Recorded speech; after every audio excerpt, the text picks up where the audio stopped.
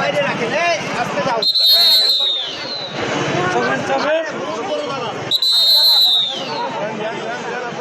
ভাই সামনে যান, ভাই প্লিজ সামনে যান। তুহিন আফরোজ যে আজকে এই আদালতে তাকে হাস্যোজ্জ্বল অবস্থা আমরা দেখলাম। আমরা তার হাস্যোজ্জ্বল অবস্থা দেখে আমরা আদালতের ভিতরেই তাকে প্রশ্ন করলাম, এই যে আমাদের যে আপনার ঢাকা আর্টের সংসদ সদস্য হাদিকে তাকে গুলিবিদ্ধ হওয়ার পরে এই নিউজটা দেখেই কি এই তুহিন আফরোজ এই হাস্যোজ্জ্বল তার এই প্রতিচ্ছবি আদালতে সে আপনার উপস্থাপন করছে?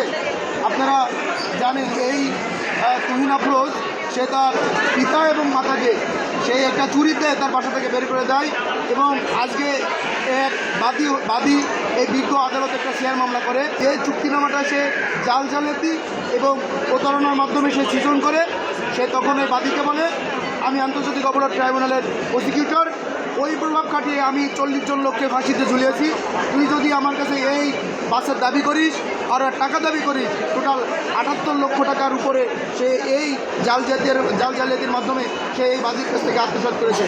বাদী যখন তার বাস অথবা তার টাকা যখন সে ফেরত পায়, তখন সে তার ওই প্রসিকিউশন আন্তর্জাতিক অপরাধ ট্রাইব্যুনালের ওই প্রভাব খাটিয়ে, ফ্যাসিস্ট শেখ হাসিনার ওই প্রভাব খাটিয়ে সে ওই বাদীকে হুমকি দেয় এবং বাদীর বাসায় যে তার মেয়েকে অপহরণ করে, তার বাসায় ভাঙচুর করে সে একটা ম্যাসাকার করে। বাদী যখন ওই সংশ্লিষ্ট থানায় যখন মামলা করতে যায় 22 সালে, তখন কিন্তু সংশ্লিষ্ট থানা তার মামলা নেয় নাই এবং পরবর্তীতে বাদী এই আমাদের বিজ্ঞ সিএম আদালতে একটা শেয়ার মামলা দায়ের করেন।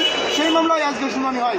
আমরা এই মামলার তার পক্ষে যে আইনজীবীরা ছিল তার জামিনের শুনানি করে আমরা তার জামিনের বিরোধিতা করি এবং আমাদের বক্তব্য তুলে ধরি।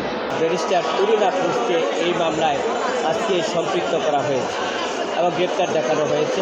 পরবর্তীতে আমরা জামিন চেয়েছি এবং বিজ্ঞ আদালতে আমরা বলেছি এই মামলাটির ঘটনা হয়েছে 22 সালে, অর্থাৎ 22 সালের মামলাকে কেন্দ্র করে এই মামলা আমাকে সম্পৃক্ত করা হয়েছে। আমার বিরুদ্ধে অভিযোগ হচ্ছে জাল জালিয়াতি করেছি, আমি প্রতারণা করেছি, হুমকি দিয়েছি, দল বলসহ আজকের যে বাদীর প্রতিষ্ঠানে আমি হামলা করেছি। আমাদের সাবমিশন হচ্ছে ব্যারিস্টার তুহিন আফরোজ একজন বিশিষ্ট আইনজীবী, মহামান্য সুপ্রিম কোর্টের আপিল ডিভিশনের উনি সিনিয়র আইনজীবী এবং ঢাকা বারেরও আইনজীবী এবং অভিযোগ কি ছিল? আন্তর্জাতিক ট্রাইব্যুনাল বিশেষ করে প্রসিকিউশনের দায়িত্ব পালন করেছিলেন।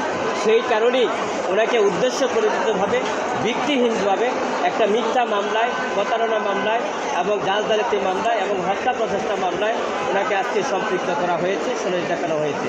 আমরা জামিন চেয়েছি বিজ্ঞ আদালতে, আমরা জামিন চেয়েছি এবং বিজ্ঞ আদালত অত্যন্ত মনোযোগ সহকারে আমাদের বক্তব্য শুনেছেন। আমরা বলেছি যে এই মামলার সাথে কোনো সম্পৃক্ত নেই এবং অন্য একটা মামলায় আমি জেলহাজতে আছি, শুধু হয়রানি করার জন্য আমাকে হেয় প্রতিপন্ন করার জন্য আদালতে আমরা শুনানি করেছি। আদালত আমাদের জামিন নামঞ্জুর করেছেন, CW বলে জেলহাজতে প্রেরণ করেছে।